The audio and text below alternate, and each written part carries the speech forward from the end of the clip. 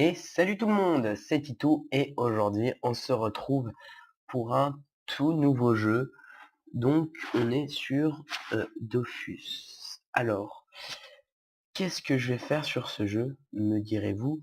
Alors je sais que c'est un jeu maintenant très vieux qui est considéré pour certains comme gamin. Je ne dis pas le contraire, je le dis pas non plus, mais voilà, j'y ai joué étant petit, pardon. J'étais monté, enfin loin. Il me semble que j'avais un Yop niveau 192 qui se nommait Grenouille, et je suis sur le serveur Hell Monster. Alors aujourd'hui, je vais vous faire un petit peu un espèce de tuto pour bien débuter. Je vais faire un perso avec vous, donc sans triche, sans, enfin je me livrerai pas des kamas ni rien. Je ferai complètement comme si c'était quelqu'un de vraiment débutant. J'achèterai pas d'Ogreen ni rien. Je ferai vraiment un nouveau perso.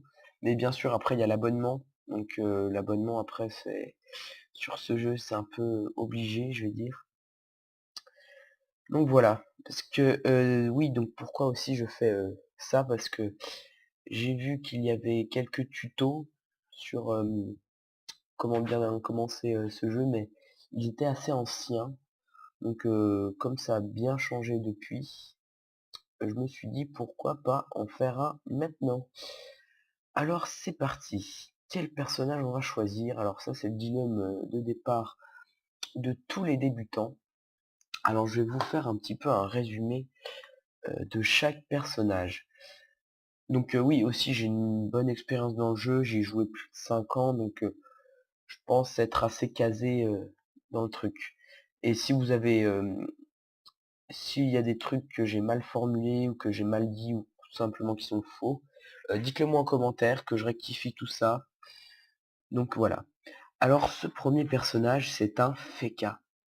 Alors un Feka c'est un personnage qui va en combat beaucoup aider ses amis notamment avec ses armures.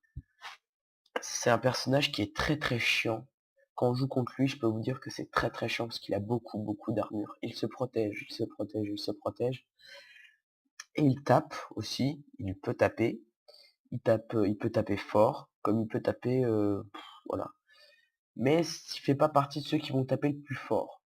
Donc si vous voulez quelqu'un résistant et puis voilà, bah vous prenez lui, après vous faites votre choix, hein. Après vous avez l'Osamoda. Je sais jamais comment on le prononce. Alors lui ça va être un invocateur. Alors il va invoquer toutes sortes de monstres qui apparaissent dans le jeu. Donc les petits oiseaux rouges les petits oiseaux jaunes pardon que vous pouvez voir là. Il va invoquer vraiment plein de trucs. Donc c'est un style de jeu assez particulier. Un petit peu long peut-être les combats avec ce joueur parce que tu es obligé d'invoquer des monstres pour aller taper l'ennemi. Donc peut-être un petit peu long. Mais bon, après ça peut tout à fait vous convenir, il n'y a pas de souci. Ensuite, il y a l'Enutroph. L'Enutroph, c'est un papy. Euh, donc c'est un papy qui va jouer. Qu'est-ce que je peux dire comme caractéristique? Il n'a pas de caractéristiques particulières, à part que, en fait, ses sorts, c'est des pelles en général. Voilà, il va jouer avec des pièces. Enfin, il peut taper extrêmement fort, hein. Il peut faire très très mal, hein. Mais voilà, si, voilà, il a pas de truc particulier, je vais dire. Enfin, il y en a toujours qui diront ça, ça, ça, mais je vais pas rentrer dans le détail parce que c'est quand même un tuto pour les débutants, donc je vais rester pour l'instant dans le simple. Alors on passe à un perso alors très très intéressant puisque c'est le SRAM. Excusez-moi, je suis un petit peu malade. Donc le SRAM, il va mettre des pièges partout. Alors lui il est quand c'est très bien joué SRAM, c'est quelque chose d'assez bâtard pour les autres. Parce qu'en fait, il a un sort qui lui permet de se rendre invisible. Je vais vous le montrer tout de suite.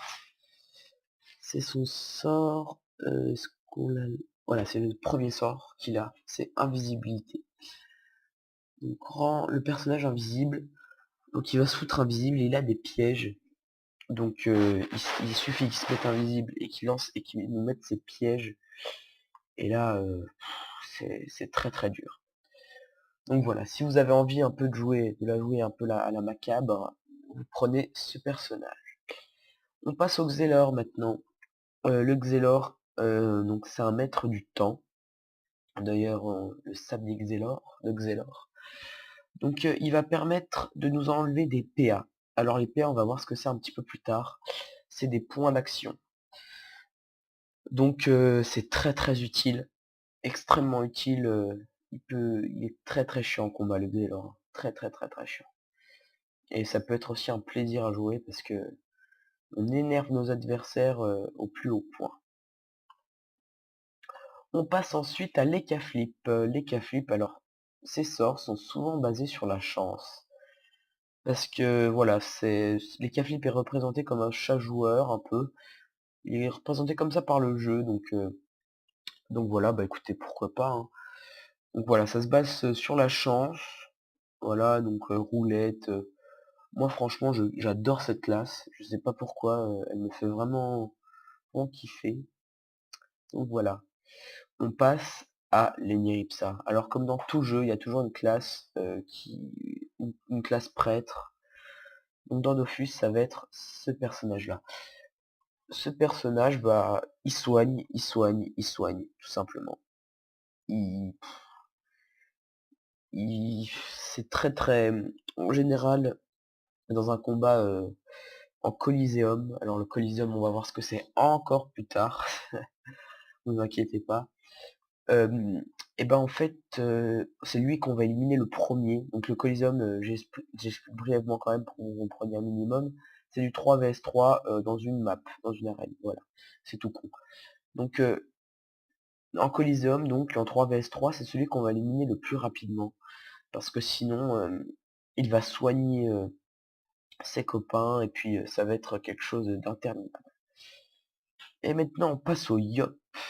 Alors le Yop, c'est le bourrin par excellence. Comme on peut le voir, c'est quand on équipe bien, quand un Yop est bien stuff et qui joue bien, ça peut faire extrêmement mal. C'est aussi une classe facile, je dirais bien au départ pour les débutants, ceux qui veulent tester un peu. Voilà, vous prenez le Yop et puis vous êtes sûr de bien taper, euh, même en étant assez bas niveau comparé à d'autres classes. On passe ensuite au Kra, donc la classe type de Dofus, enfin une classe très représentative de Dofus, puisque c'est un archer en fait, donc c'est un peu un Robin des Bois, très très fort le Kra aussi, donc si vous aimez taper sans prendre de dégâts, puis vous barrez très très loin, vous prenez cette classe. C'est très bien aussi pour les débutants, je le conseille fortement. Ensuite, vous avez le Sadida. Alors le Sadida, c'est un peu un homme buisson. Il va invoquer des ronces et tout. Voilà, il va invoquer des poupées. Il fait un peu de tout, lui. Il fait un peu. Il peut être. Il peut être aussi comparé à l'Osamoda, donc celui-ci, parce qu'il invoque aussi plein de créatures, et puis il a aussi des sorts très très forts, comme ronces agressifs, qui sont des sorts puissants. On passe au Sacrieur. Qu'est-ce que le Sacrieur? Alors le Sacrieur, c'est en fait c'est vraiment un guerrier. En général, le Sacrieur, c'est le mastodonte du groupe. En comparaison, le Sacrieur, si vous voulez, plus il va être tapé, plus il va taper fort. En gros, plus il va prendre de dégâts, plus il va devenir puissant. Parce que, en fait, le Sacrieur, ce n'est pas comme les autres classes. Je vous l'expliquerai un peu après, mais ses points de caractéristiques sont différents. Dans les autres classes, quand on monte, par exemple, avec le Yop, quand on met 1 en vitalité, et ben, il va gagner 1 en vitalité. Parce qu'à chaque niveau, on gagne 5 points de caractéristiques. Donc si on met un point de caractéristique dans la vitalité chez le Yop, et ben, il va augmenter d'1. En revanche, chez le sacrieur, si on met un de vitalité dans cette branche, et ben, il va gagner 5 points de vie. Donc c'est multiplié par 5. Donc imaginez, dès qu'on en met 10, eh ben, il va gagner 50 points de vie en plus. Donc en général, un sacrieur, hein, vous vous en doutez bien, c'est full vitalité, puisque il peut atteindre des il peut atteindre 5000 de vitalité au level. On passe ensuite au Pandawa. Alors le Pandawa, il est considéré comme un ivrogne, en fait, c'est l'ivrogne. Très bien aussi le Pandawa, alors je crois qu'il est inaccessible si on n'est pas abonné, donc voilà. Qu'est-ce qu'il fait le Pandawa? Bah voilà, il enlève des résistances, il peut souvent enlever des résistances. Voilà, c'est un peu un gêneur, c'est un peu le gêneur. Il a une invocation qui est très très chiante, c'est le, est-ce que c'est lui? Ouais, je crois. Oui, voilà, c'est lui. Il invoque un Pandawasta et c'est très chiant. Enfin bref, je pense pas que je vais jouer cette classe pour le début. On a ensuite le roublard. Donc c'est le roublard en fait. C'est vraiment le, le vieux mec avec les flingues qui fait assez mal. Le roublard, en fait, ses caractéristiques, c'est qu'il a des bombes. Et selon comment il place ses bombes, et ben c'est un peu spécial Roublard, hein. Ça rejoint un peu le SRAM. Voilà, donc il est très très très fort ce personnage aussi. On passe ensuite au Zobal. Donc le Zobal, en fait, il va jouer avec ses masques. Je ne vous le vous conseille pas au début. Voilà, c'est dit. Je ne vous le conseille pas parce que euh, au début, il faut comprendre déjà. Bon, après vous me direz oui, on n'est pas con, on sait comprendre. Mais voilà, si vous êtes un peu plus petit, parce qu'en général, il y a aussi des petits sur Dofus, enfin, la moyenne d'âge est plus basse que sur un Diablo, par exemple. Enfin, on se comprend, puisque c'est un peu un jeu fantaisiste, voilà, pour enfants. Puisque, voilà, mais pas du tout, hein. Il y a des gens de 40 ans qui jouent à Dofus, parce que c'est vraiment un jeu de stratégie, hein. C'est vraiment, c'est ça que j'aime bien aussi dans le jeu. Enfin, je dis ça, c'est vraiment pas une insulte envers, voilà. C'est qu'il y a des enfants qui peuvent jouer dessus sans problème, parce que voilà, c'est avant tout pour s'amuser. Et puis voilà. Alors donc le Zobal, il a des masques et selon ces masques, il va être différent. Par exemple, le masque du psychopathe, il va être plus puissant. Le masque de classe, bah, il va être normal, si je puis dire. Et le masque du pleutre, il va être plus vif. Il va se déplacer plus loin en fait. Il va gagner des PM, donc des points de mouvement qui lui permettra de se déplacer plus loin dans la map. Et on passe à la dernière classe, le Streamers. Il est sorti il y a pas très... Enfin si, il est sorti il y a longtemps quand même. Et donc le Streamers, c'est très très particulier puisqu'il va avoir des tourelles. Alors il va avoir des tourelles soit qui vont soigner, soit qui vont attirer, ou soit qui vont attaquer. Mais toutes ces tourelles, elles vont aussi bien sur les alliés que sur les ennemis. Ça veut dire que si vous lancez la soigneuse et que ça soigne les ennemis, donc là, je crois que c'est... non, c'est laquelle la soigneuse? La gardienne, voilà. Si vous lancez la gardienne, c'est la tourelle qui soigne vers les ennemis, ça va soigner les ennemis. Si vous lancez la harponneuse vers les alliés, ça va soigner les alliés. Ça va attaquer les alliés, pardon. J'espère que j'ai pas eu... J'ai galéré un petit peu là. Donc voilà, donc c'est un peu dangereux. Donc au début, pour comprendre le jeu et tout ça, je ne vous conseille pas trop. Et alors là, vous vous dites, mais qu'est-ce que je vais jouer pour commencer? Et ben en fait, j'ai bien envie de prendre... Oh, quel dilemme, quel dilemme. Et bah écoutez, je vais me faire et c'est parti, je pense que je vais me faire un SRAM. Donc on va jouer cette classe du SRAM ensemble. Donc c'est parti, comment je l'appelle? Je sais pas. Comment je l'appelle? Parce que Titous avait déjà pris, je pense.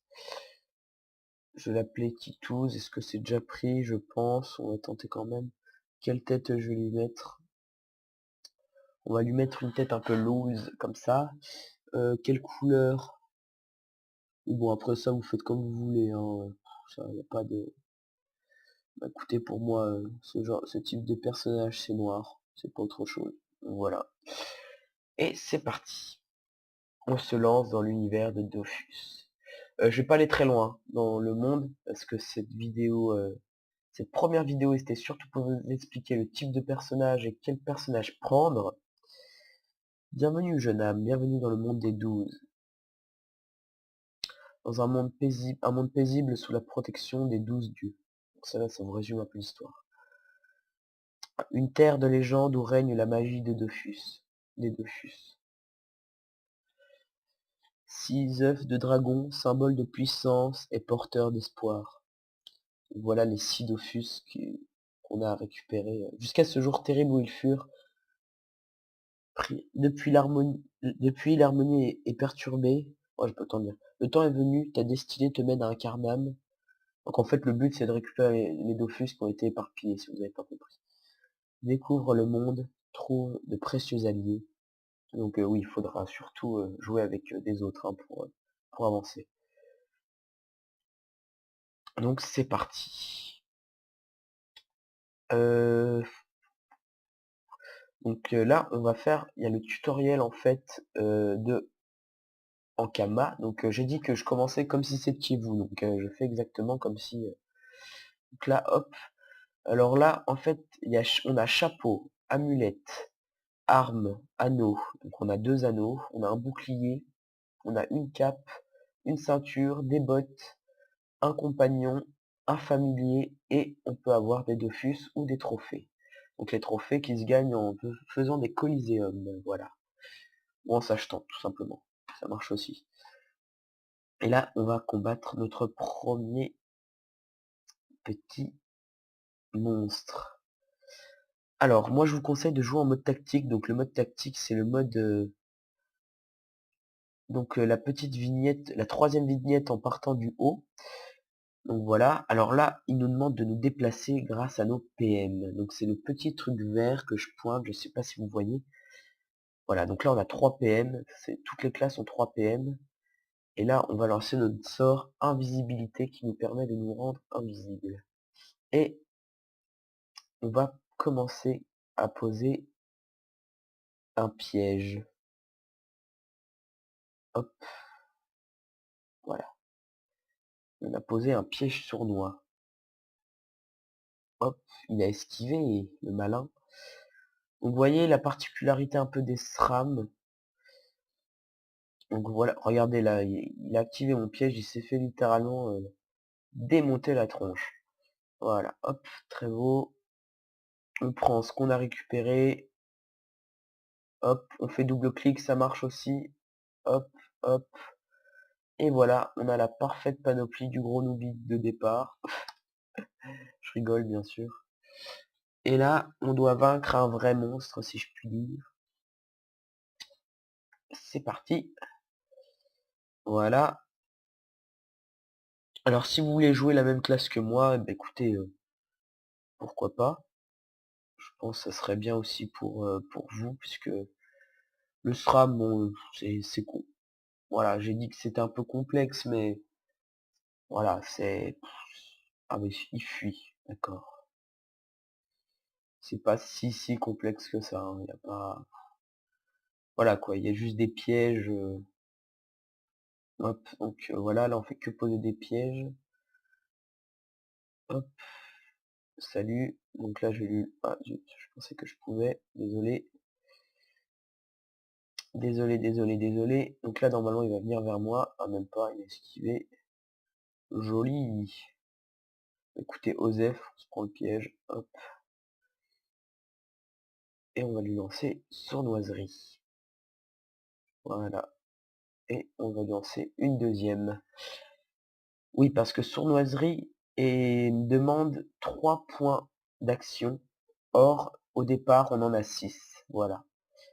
Donc, on peut en lancer 2. Et bien voilà, et ben écoutez, on va se laisser là pour le premier épisode. Donc, la prochaine fois, je vous expliquerai un peu plus en détail certaines choses et on va se lancer dans l'univers de Dofus. Voilà, je vous fais des gros bisous et à la prochaine. Bye bye.